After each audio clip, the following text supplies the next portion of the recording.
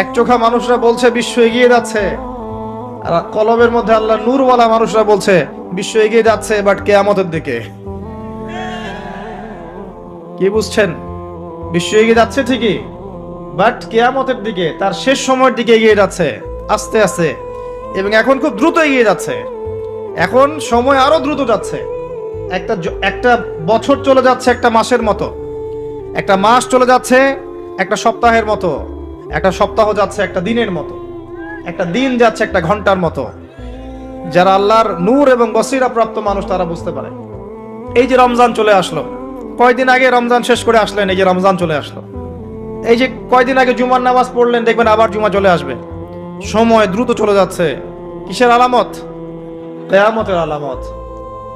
কত আলামত আছে আপনাকে বলে শেষ করতে পারবো না। মহিলাদের সংখ্যা বাড়ছে, পুরুষদের সংখ্যা কমছে।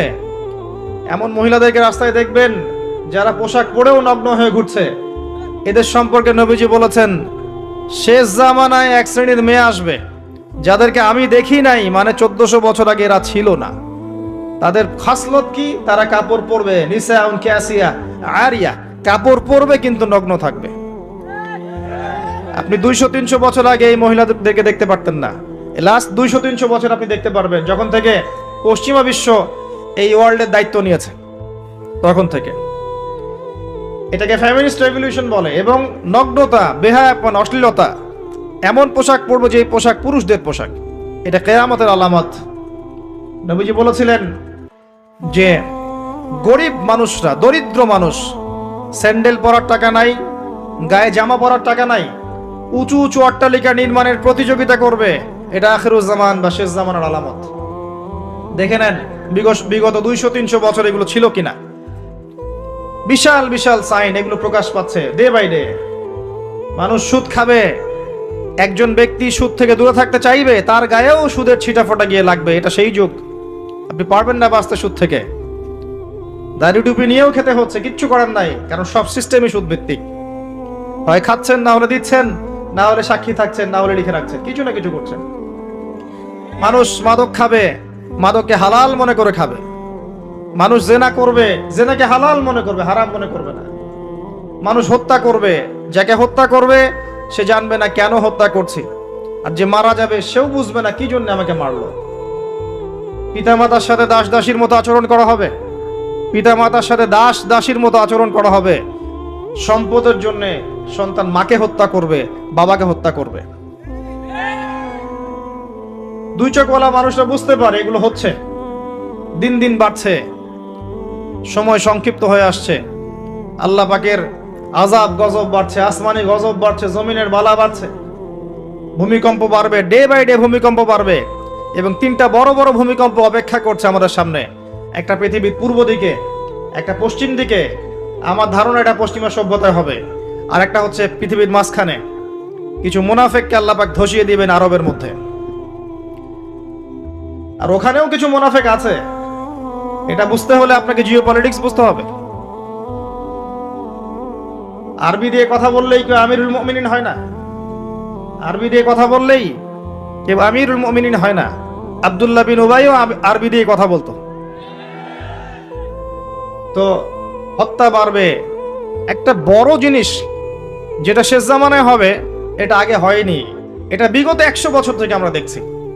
এই বিশ্বের বুকে ইহুদি এবং খ্রিস্টানদের মধ্যে একটা বন্ধুত্বের অ্যালায়েন্স হয়েছে।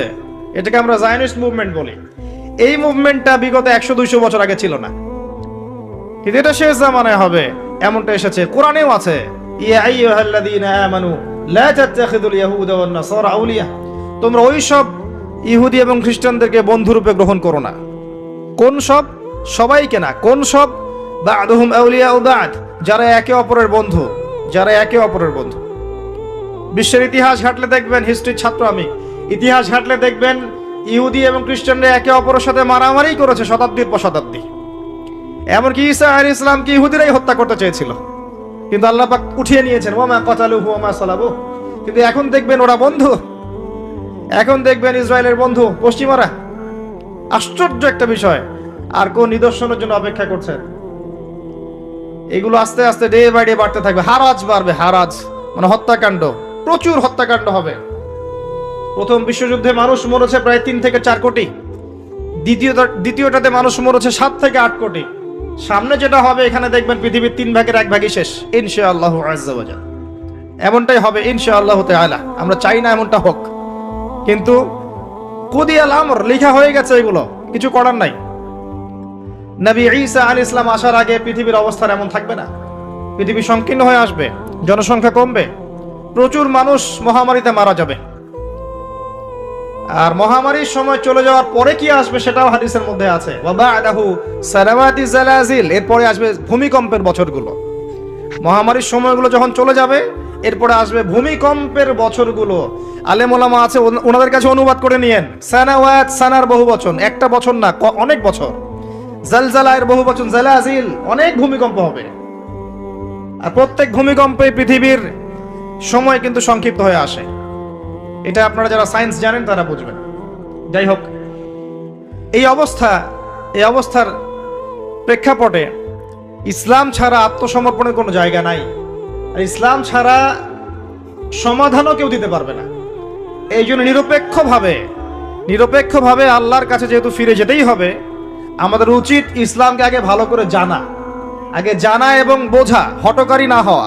আগে জানা এবং বোঝা যে ইসলামে প্রতিটা বিষয়ের সলিউশন আছে কি নাই। যদি আপনি দেখেন নিরপেক্ষভাবে হ্যাঁ আছে, তাহলে আর দেরি করবেন না, ইস্তেগফার করে আল্লাহর কাছে আত্মসমর্পণ করেন। আল্লাহ পাক আপনার বিগত জীবনের যত গুনাহ খাতা আছে সমস্ত গুনাহ আল্লাহ মাফ করে দিবেন ইনশাআল্লাহ তাআলা। আল্লাহ পাক তো এমনটা বলেছেন, ইল্লা মান তাবা ওয়া আমানা ওয়া আমিলা আমালান সালিহা ফাউলাইকা ইউবাদদিলুল্লাহু সাইয়্যাতিহিম হাসানাত। যারা তওবা করবে, ঈমান নিয়ে আসবে এবং আমলে সালেহ বেশি বেশি করতে থাকবে, আল্লাহ পাক তাদের গুনাহই শুধু মাফ করবেন না, বরং গুনাহগুলোকে নেকি দিয়ে পরিবর্তন করে দিবেন। বলেন সুবহানাল্লাহ। এই জায়গায় গিয়ে আবার পয়েন্টে চলে আস। নবী মুসা আলাইহিস সালাম যখন খুতবা দিচ্ছিলেন তখন তিনি বলে ফেলেছিলেন যে আমি পৃথিবীর সবচেয়ে জ্ঞানী মানুষ, কারণ তার কাছে ওহী আসছিল। আল্লাহ পাক ধরলেন, আল্লাহ পাক নবীদের ছোট ছোট ভুল ধরতেন। আমাদের নবী মুহাম্মদ সাল্লাল্লাহু আলাইহি সাল্লাম বলে দিয়েছিলেন একবার যে আমি মধু খাবো না আজকে থেকে, মনে আছে? মধু হারাম করে নিলাম। লিমা তুহাররিমু মা আহাল্লাল্লাহ, আল্লাহ পাক আয়াত নাজিল করলেন না? কোন সূরায়? সূরা তাহরিম। ভাই, এভাবে আল কোরআনের আলো ঘরে ঘরে জ্বলবে না। যখন কোরআন আপনি স্টাডি করবেন, প্রত্যেকটা ঘরে একটা করে কোরআনওয়ালা মানুষ থাকবে, অটোমেটিক আল্লাহর এই যে আল্লাহ পাকের এই কিতাব আল কোরআনের আলো সমস্ত ঘরে ঘরে জ্বলবে ইনশাআল্লাহ তাআলা। কোরআন পড়ার লোক তো লাগবে, কোরআন পড়ার মানুষ তৈরি করতে হবে। প্রত্যেক ঘরে ঘরে একটা করে মানুষ তো চাই যে কোরআন গবেষণা করতে পারে। তখন দেখবেন অটোমেটিকলি কোরআনের আলো ঘরে ঘরে জ্বলে যাবে ইনশাআল্লাহ তাআলা। আবেগ দিয়ে হয় না, আবেগ দিয়ে কোনো কিছু হয় না। যারা ইসলামের বিরুদ্ধে কাজ করছে এরা আবেগ দিয়ে কাজ করছে না, বিবেক দিয়ে কাজ করছে। আমরা আবেগী জাতি, আমরা আবেগী জাতি না, আমরা আবেগী জাতি, খুব আবেগ আমাদের। দিনের পিছনে আবেগ ভালো জিনিস, কিন্তু আবেগ দিয়ে দিন প্রতিষ্ঠা হয়নি কখনো।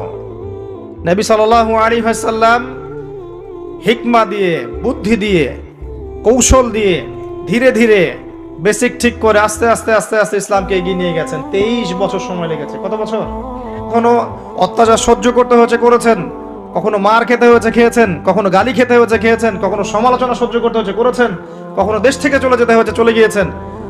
হাল ছেড়ে দেন নাই, ধীরে ধীরে ইসলামকে নিয়ে এগিয়ে গেছেন। একদিনে তো দিন কায়েম হয়নি, হয়েছে?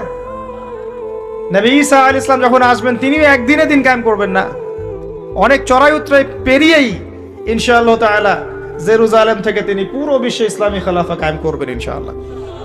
তার আগ পর্যন্ত এভাবে গ্লোবালি কিছু হবে এটা আমার মনে হয় না। আমি স্টাডি করে যা মনে হচ্ছে আমার কাছে মনে হয় না যে গ্লোবালি তার আগে কিছু হবে। ক্ষুদ্র পরিসরে বা ব্যক্তিগতভাবে বা সামাজিকভাবে ছোট ছোট ক্ষেত্রে কিছু হতে পারে, কিন্তু বড় পরিসরে মনে হচ্ছে না যে এত সময় আমাদের হাতে বাকি আছে। আল্লাহ রাব্বুল আলামিন ভালো জানেন, ইল্লা মাশাআল্লাহ। নবী মুসা আলাইহিস সালাম যখন এই কথা বলছেন, আল্লাহ পাক ধরে ফেলেছেন। তিনি বলছেন, আমার একজন বান্দা আছে যার নাম খিদর আলাইহিস সালাম। খিদর মানে শ্যামল বা সবুজ। তিনি যেখানে বসতেন ওই জায়গাটা সবুজ হয়ে যেত। একটা রুক্ষ জায়গায় তিনি বসলে ওই জায়গা সবুজ হয়ে যেত। তিনি বললেন, খিদির তোমার চেয়ে বেশি জ্ঞানী মানুষ। নবী মুসা আলাইহিস সালাম বললেন, আমি তার সাথে মিট করতে চাই, আমি তার সাথে দেখা করতে চাই, আমি তার কাছে জ্ঞান শিখতে চাই। তিনি এগিয়ে গেলেন জ্ঞান শেখার পথে। একজন সাথীকে সঙ্গে দিলেন, তার নাম ইউশা বিন নুন। এগিয়ে গেলেন, যেতে যেতে তাকে বলে দেওয়া হয়েছিল, এই মাছটা যেখানে গিয়ে জীবিত হয়ে যাবে সেখানেই তুমি তাকে পাবে, যেখানে দুইটা সাগর একসাথে মিলিত হবে সেখানে তুমি তাকে পাবে। নবী মুসা আলাইহিস সালাম ওই জায়গা থেকে আরো দূরে চলে গিয়েছিলেন, এবং যখন তিনি পথটা ভুল করেছেন তখন ক্লান্ত হয়ে পড়েছিলেন। এই জায়গায় গিয়ে আমি বলি যে আপনার জীবনের চলার পথ যদি ভুল হয়, আপনি খুব দ্রুত ক্লান্ত হয়ে যাবেন আর কি। আপনার কথা কি বুঝতে পারেন? আপনার জীবনের চলার পথ যদি ভুল হয়, আল্লাহর পথে না হয়, তাহলে আপনি খুব দ্রুত ক্লান্ত হয়ে পড়বেন। নবী মুসা আলাইহিস সালাম যখন বুঝতে পারলেন পথ ভুল হয়েছে, আবার ফিরে আসলেন। এসে দেখলেন পাথরের উপরে, শিলাখণ্ডের উপরে সেই ব্যক্তি বসে আছেন, তার নাম খিদির আলাইহিস সালাম। যে পৃথিবীর সবচেয়ে জ্ঞানী মানুষ, তার চরিত্র হওয়া দরকার ওই শিলার মতো। এটার একটা নিদর্শন। তিনি পাথরের উপর বসেছিলেন। খিদির আলাইহিস সালাম, নবী মুসা আলাইহিস সালাম বললেন, আমি আপনার কাছে জ্ঞান শিখতে চাই। আমি শুনেছি আপনাকে আল্লাহর পক্ষ থেকে জ্ঞান দেওয়া হয়েছে। তিনি কিন্তু নবী নন। আমি বোঝাতে চাচ্ছি যে নবী না হয়েও জ্ঞানী হওয়া যায়, আল্লাহর পক্ষ থেকে জ্ঞান আসতে পারে যদি আপনার কলবে কি থাকে, নূর থাকে, স্বচ্ছতা থাকে, এবং আপনি বেশি বেশি আল্লাহর জিকির করেন, আল্লাহকে ডাকেন, আপনি আল্লাহর মারিফত অর্জন করতে পারেন, মনের মধ্যে হিংসা থাকে না, বিদ্বেষ থাকে না, অহংকার থাকে না, আল্লাহর নূর আসতে পারে। এই যুগেও সম্ভব ইনশাআল্লাহ তাআলা। হাল আত্তাবিউকা আলা আন তুআল্লিমানি মিম্মা উল্লিমতা রুশদা। মুসা আলাইহিস সালাম বলছেন, আমি কি আপনার সাথে সফর সঙ্গী হতে পারি? এই শর্তে যে আপনি আমাকে জ্ঞান শেখাবেন, যেই জ্ঞান আল্লাহ আপনাকে শিখিয়েছেন। এবার খিদির আলাইহিস সালাম বলছেন, ইন্নাকা লা তাস্তাতিআ মাইয়া সাবরা, তুমি তো আমার সাথে ধৈর্য ধরতে পারবে না। সুবহানাল্লাহ। একজন নবীকে বলছেন, একজন নবীকে একজন মানুষ বলছেন, তুমি তো আমার সাথে ধৈর্য ধরতে পারবে না। আপনি মনে করেন একটা স্কুলের টিচার 100টা বাচ্চাকে পড়াচ্ছেন, পরীক্ষার আগে আপনি বলে দিলেন যে 1 বছর আমি তোমাদেরকে পড়িয়েছি, তুমি অমুক আব্দুল্লাহ ফার্স্ট হতে পারো, আর তুমি আব্দুর রহমান তুমি ফার্স্ট হতে পারবে না, তুমি হবে লাস্ট। আপনার অভিজ্ঞতা, আপনি 1 বছর পড়িয়েছেন, আপনি দেখলেন রেজাল্ট ঠিক তাই হলো, আব্দুল্লাহ ফার্স্ট হয়েছে, আব্দুর রহমান লাস্ট হয়েছে। এর মানে কি এই টিচার গায়েব জানে? গায়েব জানে? তার ইলম, তার প্রজ্ঞা, তার অভিজ্ঞতা। নবী মুসা আলাইহিস সালামকে বলছেন তিনি, খিদির আলাইহিস সালাম, ইন্নাকা লান তাস্তাতিআ মাইয়া সাবরা, তুমি আমার সাথে ধৈর্য ধরতে পারবে না। মানে গল্পের শেষে আপনি গিয়ে দেখবেন তিনি আসলেই ধৈর্য ধরতে পারেন নাই। তো মুসা আলাইহিস সালাম বলেন, ইনশাআল্লাহ আমি ধৈর্য ধরব, আমি ধৈর্য ধরব ইনশাআল্লাহ, এবং আমি আপনার কাজে কোনো বিঘ্ন সৃষ্টি করব না। আচ্ছা ঠিক আছে, চলো। গল্প অনেক বড়, আমি সংক্ষেপে বলছি। 3টা ঘটনা ঘটেছে।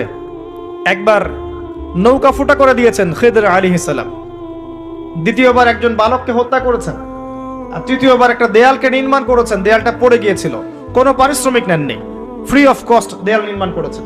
নবী মুসা আলাইহিস সালাম প্রত্যেকবার বলছেন যে আপনি এই কাজটা কেন করলেন, আপনি এই কাজটা কেন করলেন, বারবার জিজ্ঞাসা করছেন, ইন্টারফেয়ার করছেন। এবং খিদির আলাইহিস সালাম বলছেন, আমি কি বলিনি তোমাকে, আলাম আকুল লাক ইন্নাকা লান তাস্তাতিআ মাইয়া সাবরা। এক পর্যায়ে যখন তিনি তৃতীয় প্রশ্নের উত্তর দিতে পারলেন না, সবর করতে পারলেন না, তখন খিদির আলাইহিস সালাম বলেন, হাযা ফিরাকু বাইনি ওয়া বাইনাক, এই হচ্ছে তোমার আমার পার্থক্য, আর একসাথে চলা হলো না। তবে যাওয়ার আগে আমি তোমাকে জানিয়ে দেব কেন আমি এই কাজগুলো করেছি। ওই নৌকা ফুটা না করলে ওই নৌকার পিছনে জলদস্যু ছিল, ভালো নৌকা হলে নিয়ে চলে যেত। আমি ওই ব্যক্তির ক্ষতি করিনি, বরং উপকার করেছি নৌকা ফুটা করে দিয়ে। ওই বাচ্চাকে হত্যা না করলে ওই বাচ্চার পিতা মাতা ছিল বড় আলেম, বড় আল্লাহওয়ালা, এই বাচ্চা বড় হলে নিজেও কাফের হতো, বাপ মাকেও কুফরিতে নিয়ে যেত। অনেকটা আমাদের নাস্তিক প্রজন্মের মতো আর কি। তিনি হত্যা করেছেন, আল্লাহর আদেশে হত্যা করেছেন। আর ওই যে দেয়াল নির্মাণ করেছি, এই দেয়ালের নিচে ছিল 2 জন এতিম বালকের রেখে যাওয়া পৈতৃক সম্পত্তি। তার বাবা মা রেখে গিয়েছিল সোনার কয়েন, রূপার কয়েন, এইগুলো মাটির নিচে ছিল। তারা বড় হয়ে যেন এটা পায়, অন্য কেউ সিজ করতে না পারে, এই জন্য আমি এখানে দেয়াল নির্মাণ করেছি, কোনো পারিশ্রমিক নেই নাই। বাই দ্য ওয়ে, সোনার কয়েন আর রূপার কয়েনের কথা কোরআনে আছে, দিনার আর দিরহামের কথা কোরআনে আছে, যদিও বিশ্ব ব্যবস্থায় নাই। বিশ্ব ব্যবস্থার IMF নামে একটা সংগঠন আছে, ইন্টারন্যাশনাল মনিটারি ফান্ড, তারা আইন করে সোনার কয়েন আর রূপার কয়েনকে হারাম করে দিয়েছে। আপনি কি সেটা জানেন যে পশ্চিমারা সোনার কয়েন আর রূপার কয়েনটাকে হারাম করেছে অর্থনীতি থেকে? Ban, totally ban. তাদের আর্টিকেলস অফ চার্টারের মধ্যে আছে, লিখা আছে যে এই বিশ্ব বাজার থেকে সোনার কয়েন রূপার কয়েনকে ব্যান করে দেওয়া হয়। কেউ যদি আল্লাহর হালালকে হারাম করে তাকে আমরা কি বলতে পারি? কেউ যদি আল্লাহর হারামকে হালাল করে আর আল্লাহর হালালকে হারাম করে নেয় তাকে আমরা কি বলতে পারি? আর এই পাপটার নাম কি? সূরা তাওবার 31 নম্বর আয়াত অনুযায়ী এই পাপটাকে বলা হয় শিরক। জি, সূরা তাওবার 31 নম্বর আয়াত অনুযায়ী এই পাপটাকে বলা হয় শিরক। কে অধিকার দিল মানুষকে আল্লাহর হালালকে হারাম করার? একটা কয়েনের মধ্যে ইন্ট্রিনসিক ভ্যালু থাকে, অন্তর্নিহিত মান থাকে। এখানে যতটুকু সোনা আছে এতটুকুই আছে, এর ইন্ট্রিনসিক ভ্যালু আছে, অন্তর্নিহিত মান আছে। আজীবনে এই মান কমে যাবে না ইনশাআল্লাহ তাআলা, বরং বাড়বে। আপনার কাছে যা দিয়েছে তারা এটা হারাম করার পরে এটার মান দিন দিন বাড়ে না, বরং দিন দিন কমতে পারে। এতে করে আপনি আপনার শ্রম হারাচ্ছেন, শ্রম হারাচ্ছেন। আপনি শ্রম দিয়ে টাকা আর্ন করছেন, সেই কঠোর পরিশ্রমের টাকার মান যখন কমে যায় তখন আপনার শ্রমটাও চলে যায়। কেউ আপনার শ্রমটা চুরি করে খেয়ে ফেলে। শুধু ব্যক্তি পর্যায়ে না, বড় বড় রাষ্ট্রকে তারা দেউলিয়া করতে পারে, করেছে হিস্ট্রিতে। যাই হোক, ওইদিকে আমি যাচ্ছি না। তবে কোরআনে যে দিন আর দিরহামের কথা আছে এটা জেনে রাখেন। অ্যাটলিস্ট কিছু করতে পারবেন না আমি জানি, বাট জেনে রাখেন। জানতে দোষ আছে? জানতে কোনো দোষ আছে? কিছু করার নাই, কিন্তু জানতে দোষ আছে? আচ্ছা, জেনে রাখেন। এরপরে নবী মুসা আলাইহিস সালাম 3টা উত্তর পেয়ে গেলেন।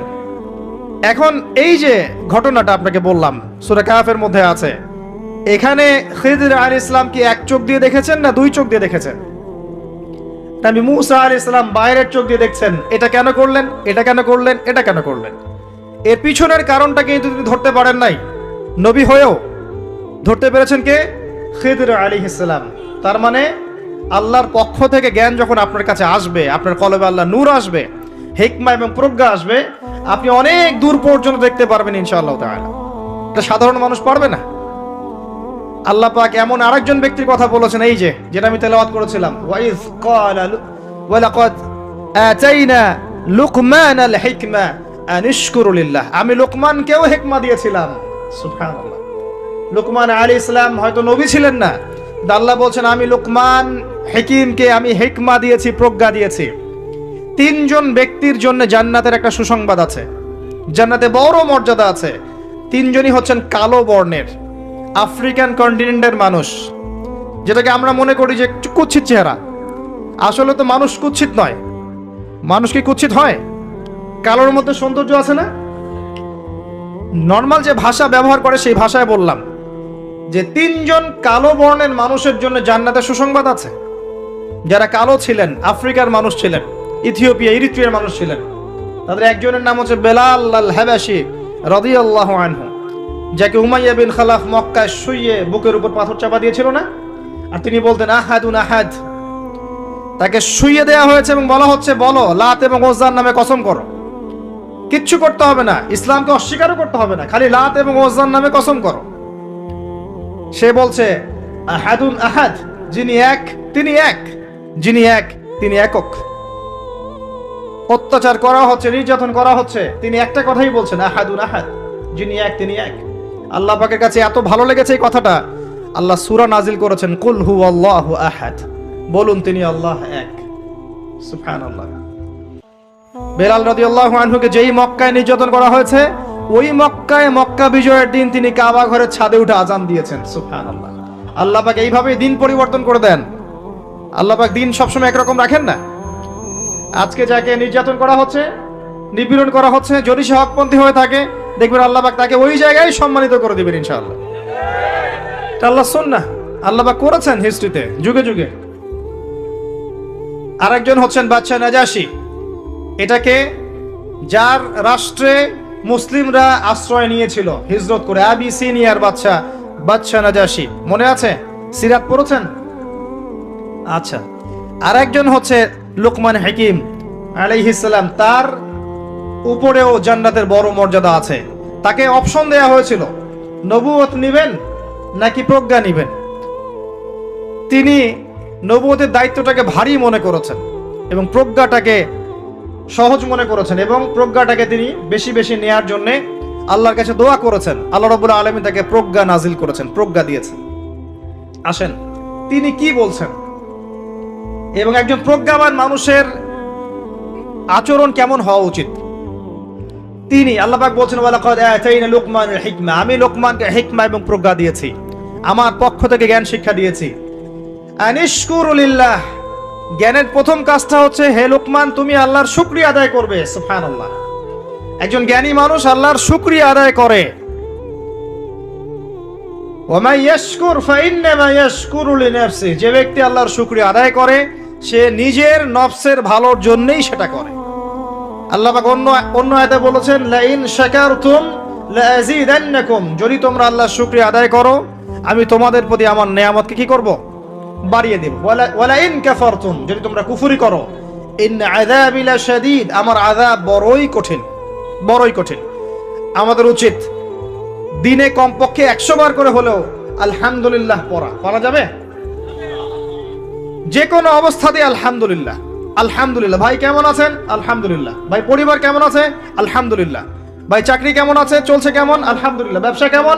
আলহামদুলিল্লাহ।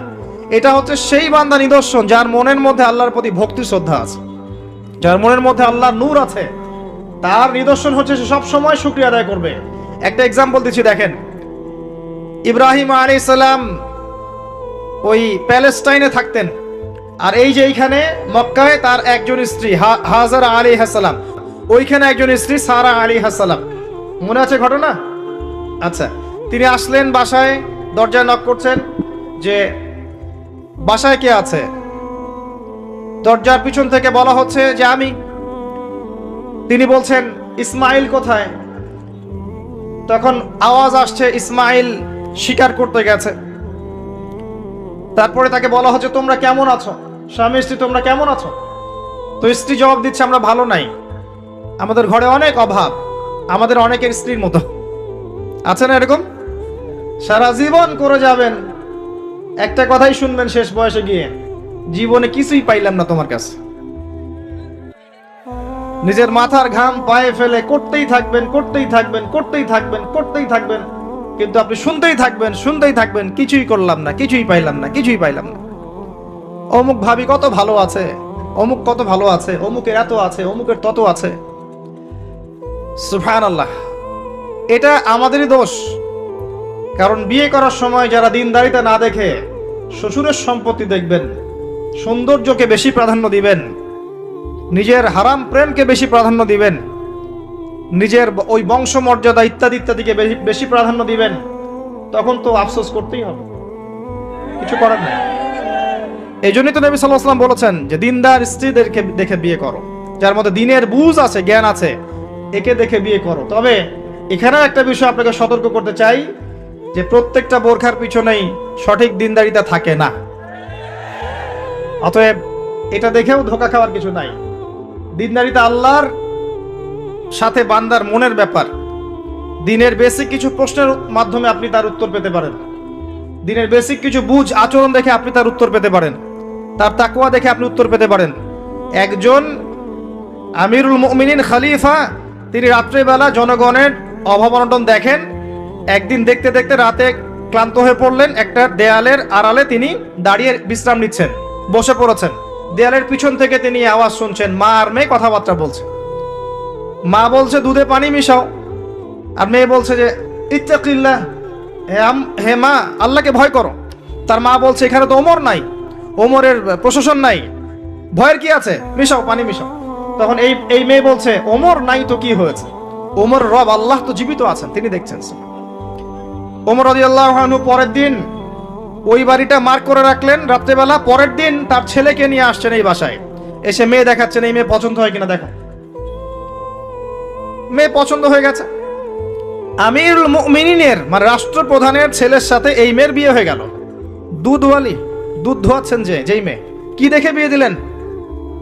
সৌন্দর্য দেখে? বংশমর্যাদা? শ্বশুরের টাকা? যৌতুক? এই কাজ যদি আমরা করতে না পারি সংসারে শান্তি আসবে না, তখন কিছু করার থাকবে না ভাই। কারণ এই ফিতনায় একবার ঢুকে গেলে জীবনটা ম্যাসাকার। এগুলো ডিল করতেই দিন দিন অনেক চলে যাবে। দিনের ফিকির পরে দেখবেন পরিবার সামলাতেই সময় শেষ, দিন শেষ। মানসিকভাবে যদি আপনি ফ্রেশ না থাকেন, ভালো না থাকেন, সাউন্ড না থাকেন, আপনি দিনের জন্য কিন্তু কিছু করতে পারবেন না। আর পরিবারে যদি নেককার স্ত্রী না থাকে, আপনি মানসিকভাবে ভালো থাকবেন না, ভালো থাকবেন না। এটা প্র্যাকটিক্যাল কথা। তো ওই যে স্ত্রী বলছে আমরা ভালো নাই, ইসমাইল স্বীকার করতে গেছে আমরা ভালো নাই, একবেলা খাই একবেলা খেতে পারি না, ভালো নাই। ইব্রাহিম আলাইহিস সালাম বলছেন ঠিক আছে, ইসমাইল বাসায় আসলে ওকে বলো যে তার বাবা এসেছিল, আর তাকে বলো যে ঘরের চৌকাঠটা যেন পরিবর্তন করে। কথা কি বুঝতে পারছেন? ইসমাইল আলাইহিস সালাম আসলেন, একজন বৃদ্ধা লোক এসেছিল বাসায়, তোমার বাবা পরিচয় দিয়েছে। কি বলেছে? বলেছে যে ঘরের দরজা যেন পরিবর্তন করি। তখন তিনি বলছে তুমি কি এমন বলেছিলে যে যার কারণে এই কথাটা বলেছে?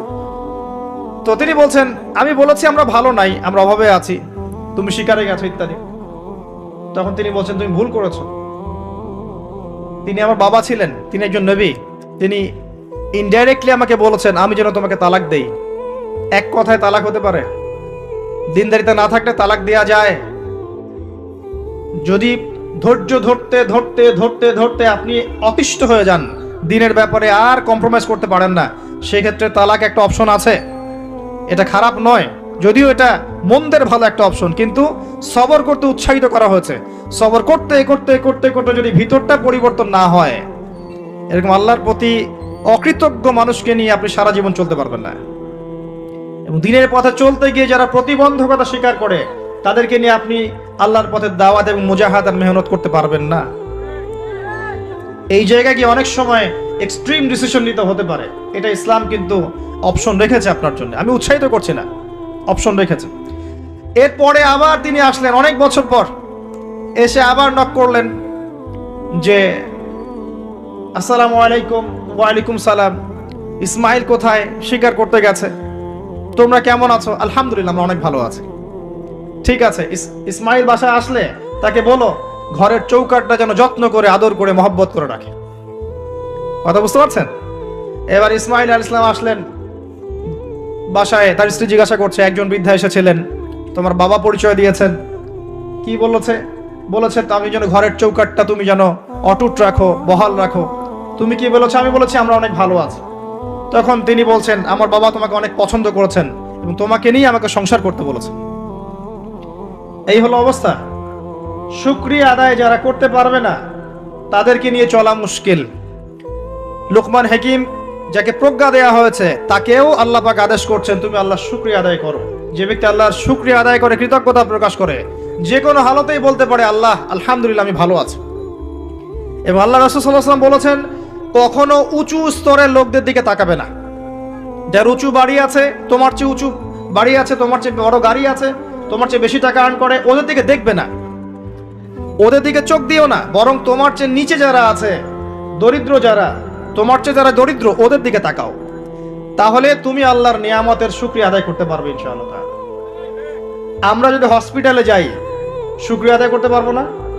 যে এই যে হাজার হাজার মানুষ শুয়ে আছে, কারো ক্যান্সার, কারো ডায়াবেটিস, কারো অমুক, কারো তমুক, কারো অ্যাক্সিডেন্ট, কারো এইটা সেইটা, কারো ব্রেন টিউমার, কারো হার্টের সমস্যা, কত সমস্যা। কেউ হাঁটতে পারে না, কেউ বসতে পারে না, কেউ শুইতে পারে না, কেউ শুইলে ঘুমাতে পারে না। আমরা ভালো আছি না? আলহামদুলিল্লাহ, কৃতজ্ঞতা।